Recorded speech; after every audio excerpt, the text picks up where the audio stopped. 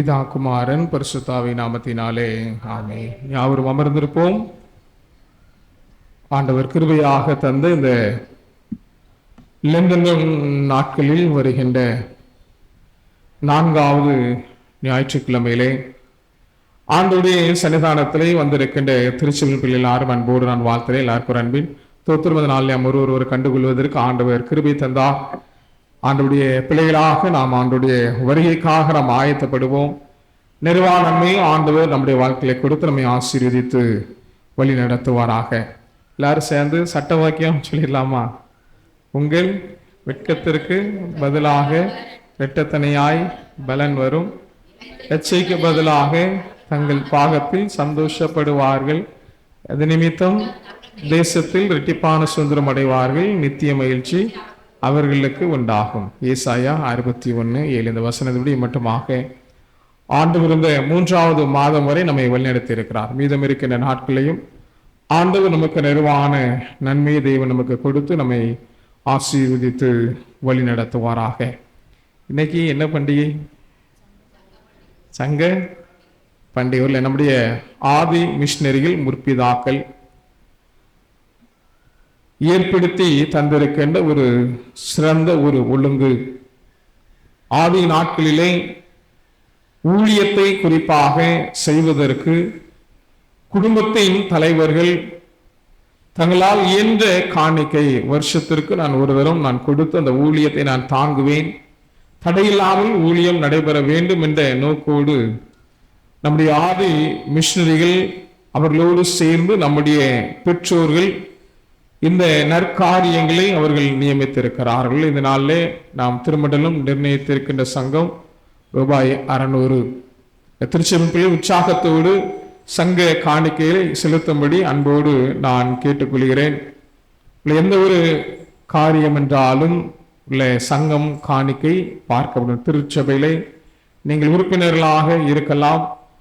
அதே வேளையிலே ஒரு நல்லது இல்லை என்றால் ஒரு கெட்டது ஒரு காரியங்களுக்கு இந்த சங்கம் என்பது பார்க்கப்படும். 5 ஆண்டுகள் தொடர்ச்சியாக இந்த சங்க காணிக்கை செலுத்தினால்தான் எந்த ஒரு கடிதம், குறிப்பாக பிள்ளைகளுடைய மேற்கல்விக்காக, அதே போல அது இல்லை என்றால் அதே போல இன்னும் திருமண காரியங்களுக்காக செய்கிற வேலைவாய்ப்பு முன்னுரிமை பட்டியல், திருமண்டலத்திலே வேலைவாய்ப்பு முன்னுரிமை பட்டியல், இந்த காரியங்களில் பதிவதற்கு கட்டாயம் சங்க காணிக்கை பார்க்கப்படும். திருச்செம்பு உற்சாகத்தோடு சங்க காணிக்கையிலே செலுத்தும்படி உங்களை அன்போடு நான் கேட்டுக்கொள்ள. சொல்ல போனால் 12ஆம் பிள்ளை படிக்கானாலே அந்த வருஷம் சங்கத்தை கட்டுங்க. ஏன் அப்படின்னா 3 வருஷம் காலேஜ் முடிச்சிருவாங்க, 2 வருஷம் பிஎட் முடிச்சிருவாங்க, 6வது வருஷம் பிஎட் பாஸ்டேட் இதில் முன்னுரிமை பட்டியலில் பதிஞ்சிடலாம். அநேகர் பிஎட் படிச்சுட்டு இருக்கோம்னு தான் சங்கம் கட்டுவாங்க. கடைசியில் 3 வருஷம் அதுக்கு காத்திருக்க வேண்டும். ஒரு சில கடந்த நாட்களில் டெட்டு தேர்வு நடைபெற்றது, பலர் பாஸ் ஆகியிருக்காங்க சேகரத்தில்.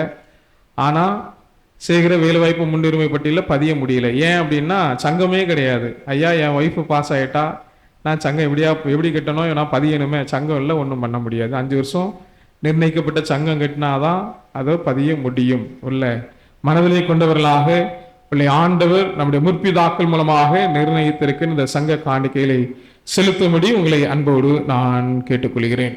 இன்னைக்குரிய தலைப்பு விடுவிக்க அழைப்பு.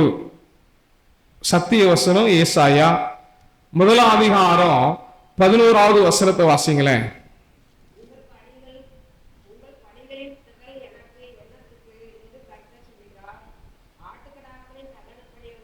ஏசாயா 1ஆம் அதிகாரம் 17ஆம் வசனம்.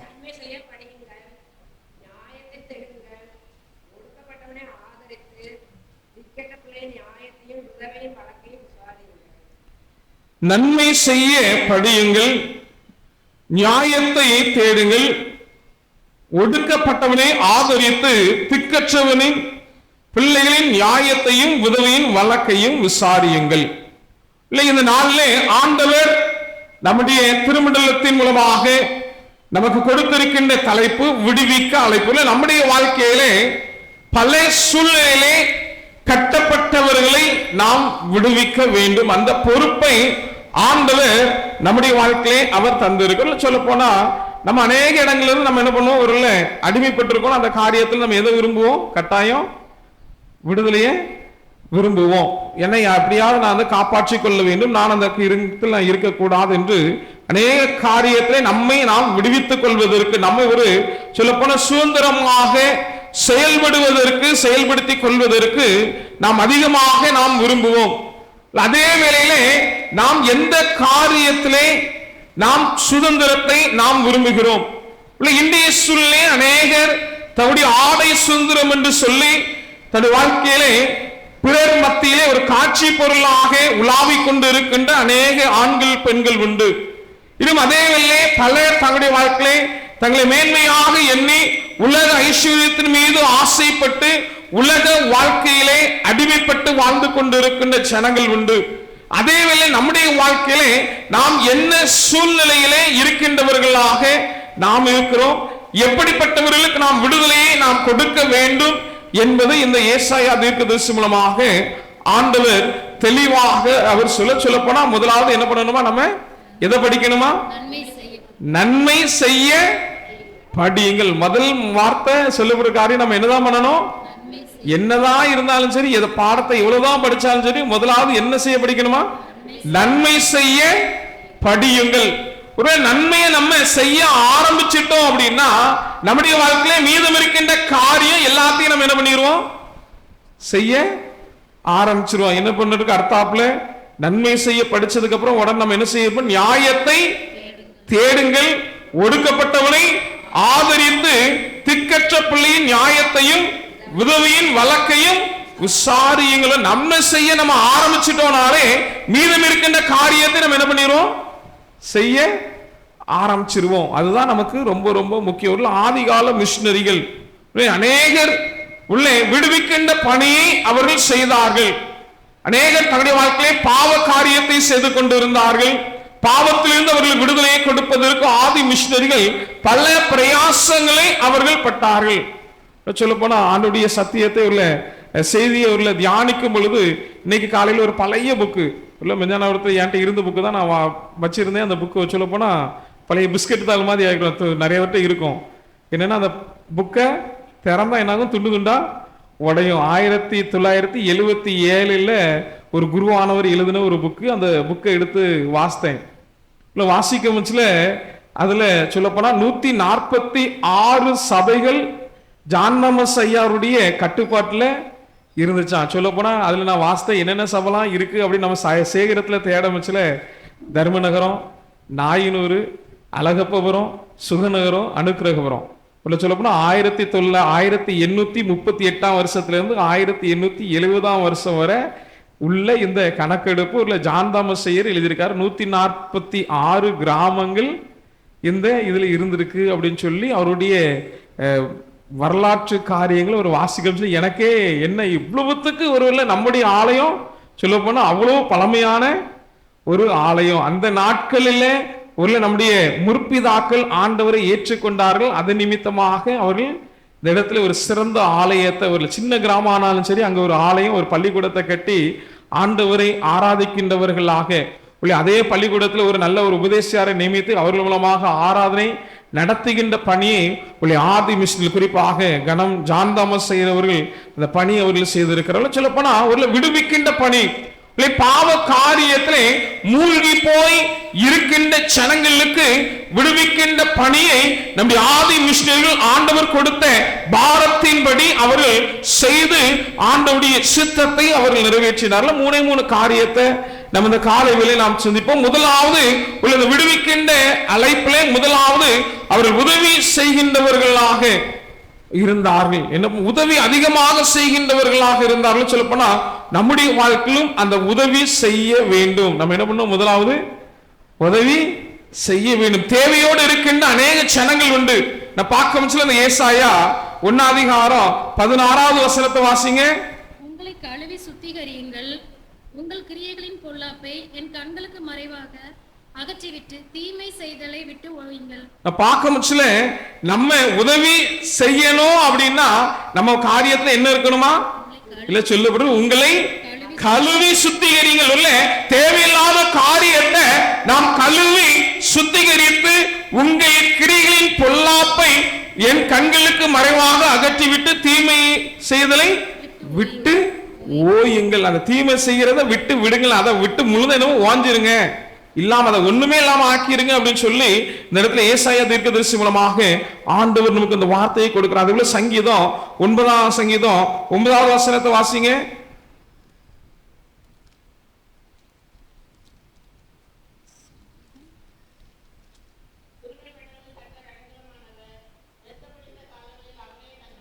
சிறுமைப்பட்டவர்களுக்கு கர்த்தர் அடைக்கலமானவர், நெருக்கப்படுகிற காலத்தில் அவரே தஞ்சமானவர்களே. சிறுமை உதவிக்காக காத்து கொண்டிருக்கின்றவனுக்கு ஆண்டவர் தான், சிறுமைப்பட்ட கர்த்தர் தான் அடைக்கலமானவர், நெருக்கப்படுகிற காலங்களில் அவரே தஞ்சமானவர்களே. உதவிக்காக காத்து கொண்டிருக்கின்றவர்களுக்கு ஆண்டவர் அடைக்கலமானவர்.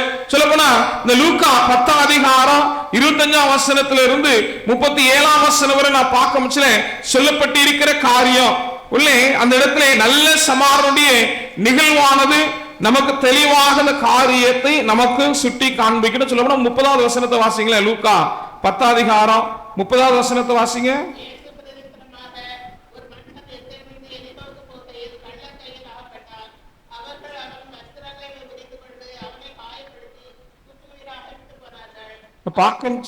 போதுமா? இதுல பார்க்கணுச்சுல நமக்கு எல்லாருக்கும் நல்ல தெரிந்த வேத பகுதி. எரிசிலிருந்து எரிகோவுக்கு ஒரு மனிதன் போகச்சுல கல்லங்கையில மாட்டிக்கிட்டான். அவனுக்குண்டான எல்லாவற்றையும் அந்த சொல்லப்படும் வஸ்திரங்களை உரிந்து கொண்டு அவனை காயப்படுத்தி குற்றுயிராக விட்டு போனார்கள். இழந்தவனாக இருக்கின்ற இந்த மனிதனுக்கு உதவி செய்கின்றவராக 3 மனிதர் வருகிறார்கள். முதலாவது அந்த இடத்துல ஆசாரியன் வருகிறான், விலகி போகிறான். லேவியன் வருகிறான், விலகி போகிறான். அடுத்தபடியாக சமாரியன் வந்து உதவி செய்கின்றவனாக இருக்கிறவன். நம்முடைய வாழ்க்கையிலே நல்ல சமாரியனாக தேவையோடு இருக்கின்றவர்களுக்கு உதவுகின்றவர்களாக நம்முடைய வாழ்க்கையிலே நாம் ஒவ்வொருவரும் காணப்படுகின்றவர்களாக நாம் காணப்படும். முதலாவது நம்முடைய வாழ்க்கையிலே இந்த விடுவிக்கின்ற அழைப்பை ஆண்டவர் நமக்கு தந்திருக்கிறார். இந்த அழைப்பிலே நம்முடைய வாழ்க்கையிலே பிறருக்கு உதவுகின்றவர்களாக, உதவி செய்கின்றவர்களாக நாம் இருக்க வேண்டும், உதவி செய்ய வேண்டும். நம்முடைய வாழ்க்கையிலே அண்டை வீட்டாரோடு, நம்முடைய அடுத்து இருப்பவர்களோடு நம்முடைய வாழ்க்கையிலே எப்படி நாம் இணக்கம் பாராட்டி நாம் உதவுகின்றவர்களாக நாம் இருக்கிறோம் என்பதை இந்த ஓய்வு நாள் ஆராதனை நாம் சிந்தித்து பார்ப்போம். இரண்டாவதாக நம்முடைய வாழ்க்கையிலே ஆண்டவர் நமக்கு கொடுத்திருக்கின்ற காரியங்களை ஆறுதல் அளிக்க வேண்டும். முதலாவது உதவி செய்ய வேண்டும், இரண்டாவது ஆறுதல் அளிக்க வேண்டும். சொல்ல போனா சங்கீதம் 9ஆம் சங்கீதம் 18வது வசனத்தை வாசிங்க.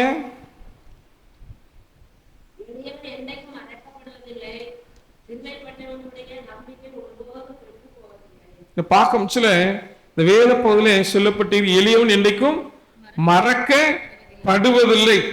சொல்ல போனா இந்த 2 கொரிந்தியர் 1ஆம் அதிகாரம் 2வது 3வது வசனத்தை வாசிங்க. 2 கொரிந்தியர் 1ஆம் அதிகாரம் 2வது 3வது வசனம், 3வது 4வது வசனம் மன்னிக்கும். 2 கொரிந்தியர். நமது கர்த்தராகிய இயேசு கிறிஸ்துவின் பிதாவாகிய தேவனும் இரக்கங்களின் பிதாவும் சகல விதமான ஆறுதலின் தேவனுமாயிருக்கிறவருக்கு ஸ்தோத்திரம். தேவனால் எங்களுக்கு அருளப்படுகிற ஆறுதலிலே எந்த உபத்திரத்தினாலும் அகப்படுகிறவருக்கு நாங்கள் ஆறுதல் செய்ய திராணி உள்ளவர்களாய் இருக்கும்படி எங்களுக்கு வரும் சகல உபத்திரங்களிலேயும் அவரே எங்களுக்கு ஆறுதல் செய்கிறவர். கிறிஸ்துவனுடைய பாடுகள் எங்களிடத்தில் பெருகுகிறது போல கிறிஸ்துவினாலே எங்களுக்கு ஆறுதலும் பெருகுகிறது. கிறிஸ்துவனுடைய பாடுகள் எங்களிடத்தில் பெருகிறது போல கிறிஸ்துவினாலே எங்களுக்கு ஆறுதலும் பெறுகிறது. ஆண்டவரால்தான் ஆறுதல் கிடைக்கிறது என்பதை இந்த அப்போஸ்தலன் ஆகிய பவுல் கொரிந்தியர்களுக்கு 2வது நிருபத்திலே தெளிவாக அவர் தெளிவுபடுத்துறார். அதே போல நாம் பார்க்க பட்சல யோவான் 11ஆம் அதிகாரம் 11ஆம் அதிகாரத்தை நாம் பார்க்க பட்சல அந்த இடத்துல லாசருடைய வாழ்வு சொல்லப்பட்டு இருக்கிறது. அவனுடைய மரித்த சூழ்நிலை, அவனை அடக்கம் பண்ணப்பட்ட சூழ்நிலை, ஆண்டவராக இயேசு கிறிஸ்து வந்து அந்த குடும்பத்திற்கு அவர் ஆறுதல் சொல்கிறார்.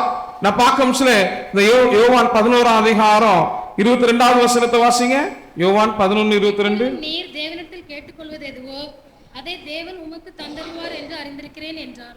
நான் பார்க்க முடியல ஆண்டவராக இயேசு கிறிஸ்து மார்த்தாளை பார்த்து சொல்ற வசனம் தான் இந்த வார்த்தை. இப்பொழுது நீ தேவனிடத்தில் கேட்டுக்கொள்வதோ அதை தேவன் உமக்கு தந்துருவார் என்று அறிந்திருக்கிறேன். உன் சகோதரன் மரித்து போனான், நீ ஆண்டவர்கிட்ட கேளு, ஆண்டவர் கட்டாயம் என்ன பண்ணுவாரு, உயிரோட கொண்டு வருவான்ற வார்த்தை, ஆறுதலான வார்த்தையை ஆண்டவராய் இயேசு கிறிஸ்து மார்த்தாளுக்கு கொடுக்கிறார். நிமித்தமாக நாம் பார்க்க அதே அதிகாரம் 34-35 வசனத்தை நாம் பார்க்க 35ஆம் வசனம் சொல்லுது, இயேசு கண்ணீர் விட்டவர்கள் நம்முடைய ஆறுதலுக்காக, இழந்து போய் இருக்கின்ற சூழ்நிலைக்காக ஆண்டவர் ஆறுதல்களை, கண்ணீர் வடிக்கின்ற தேவனாக இருக்கிறவர்களே ஆறுதல் கொடுக்கின்ற தேவன். அவர்கள் உங்கள் இருதயம் கலங்காது இருப்பதாக தேவனிடத்தில் விசுவாசமாக, நம்முடைய வாழ்க்கை ஆண்டுடன் விசுவாசமாக நாம் இருக்க வேண்டும் என்ற ஆறுதலான வார்த்தை ஆண்டவராய் இயேசு கிறிஸ்து அந்த பெத்தானியாவிலே அந்த லாசருடைய இல்லவர்களை மரித்து போன மனிதனை ஆண்டவர் உயிரோடு எழுப்பி அந்த குடும்பத்திற்கு ஆறுதல் அளிக்கின்றவராக காணப்படும். நம்முடைய வாழ்க்கையிலே பிறருக்கு பேசுகின்ற, பிறரோடு பேசுகின்ற வார்த்தை, ஆறுதலான வார்த்தைகளை நாம் பேசி நாம் ஆண்டுடைய சித்தத்தை நம்முடைய வாழ்க்கையில் நாம் நிறைவேற்றுகின்றவர்களாக நாம் காணப்படுகிறோமா என்பதை இந்த ஓய்வு நாள் காலை வேளை நாம் சிந்தித்து பார்ப்போம். முதலாவது வாழ்க்கையில விடுவிக்க அழைப்பு, அந்த அழைப்பை நம்முடைய வாழ்க்கையில முதலாவது உதவி செய்ய வேண்டும், இரண்டாவது ஆறுதல் படுத்த வேண்டும், மூன்றாவதாக நாம் புதுப்பிக்க வேண்டும். அவர்களை என்ன சொல்ல இழந்து போய் இருக்கின்றார்களோ அவர்களை நம்முடைய வாழ்க்கையை புதுப்பிக்க வேண்டும். நான் பார்க்க எபேசியர் 6ஆம் அதிகாரம் 9வது வசனத்தை வாசிங்க. எஜமான்களே, அப்படியே நீங்களும் வேலைக்காரருக்கு செய்ய வேண்டியவர்களை செய்து அவர்களுக்கும் உங்கள் எஜமானானவர் பரலோகத்தில் இருக்கிறார் என்றும் அவரிடத்தில் பட்சபாதம் இல்லை என்றும் அறிந்து கடுஞ்சொல்லை விட்டு விடுங்கள். பார்க்கும் இந்த வேத பகுதி சொல்லப்போனா வேலைக்காரர்கள் சொல்லப்போனா முதல் வசனம் நம்ம பார்க்க பிள்ளைகளுக்கு ஒரு வார்த்தை சொல்லப்படுகிறது. அதே போல அதை தொடர்ந்து நாம் பார்க்க தகப்பன் தாய்களுக்கு பிள்ளை குறித்ததான வார்த்தை சொல்லப்படுகிறது. 4ஆம் வசனம் பார்க்க 5ஆவது வசனத்துல நாம் பார்க்க இந்த வேலைக்காரர்களுக்குரிய காரியம், நீங்க வேலைக்காரர்கள் நீங்க எஜமானுக்கு கீழ்ப்படியணும். அதே போல எஜமான்களே நீங்களும் உங்களுக்கு மேல ஒரு எஜமான் இருக்காருன்ற எண்ணம் யாருக்கு வேணும், நமக்கு வேணும். நான் தான் பெரிய எஜமான் அப்படின்னு நினைச்சோம்னா ஒரு அநேக காரியம் நம்ம விழுந்து போயிரும். எனக்கு மேல என்ன கேள்வி கேட்கறதுக்கு நியாயம் இருக்கிறதுக்கு யார் இருக்கா, ஆண்டவர் இருக்கிறார் என்ற எண்ணத்தோடு நம்முடைய வாழ்க்கையில் நாம் செயல்படும். அதான் சொல்ல எஜமானே அப்படி நீங்களும் வேலைக்காரருக்கு செய்ய வேண்டியவர்களை செய்து அவர்களுக்கு உங்களுக்கு எஜமானனானவர் பரலோகத்தில் இருக்கிறார் என்றும். அதுல வார்த்தை அழகா இருக்கு, அவர்களுக்கும் இல்ல மேல சொல்லுது என்ன வார்த்தை, 3வது லைன்ல அவர்களுக்கும் உங்களுக்கும், யாரு வேலைக்காரனுக்கும் நமக்கு எஜமானமானவர் யார் இருக்கா, பரலோகத்தில் இருக்கிறார். அதுதான் ஒரு புதுப்பிக்க, நம்மை புதுப்பித்துக் கொள்ள வேண்டிய காரியம். நம்மை நாமே புதுப்பித்துக் கொண்டு எனக்கு மேலானவர் ஒருவர் இருக்கிறார் என்பதை நம்முடைய வாழ்க்கையை உணர்ந்து நாம் விடுதலை பணியிலே செயல்படுவதற்கு நாம் அழைக்கப்பட்டவர்களாக இருக்கிறோம். அவர்களிடத்தில் பட்சபாதம் இல்லை என்று அறிந்து கடுஞ்சொல்லை விட்டு விடுங்கள் என்று இந்த இடத்துல அப்போஸ்தலனாகிய பவுல் எபேசியருக்கு குறிப்பா அர்த்தம் நாம் பார்க்க கலாத்தியர் 3ஆம் அதிகாரம் 28வது வசனத்தை வாசிங்க. கலாத்தியர் 3:28. கலாத்தியர் 3ஆம் அதிகாரம் 28ஆம் வசனம்.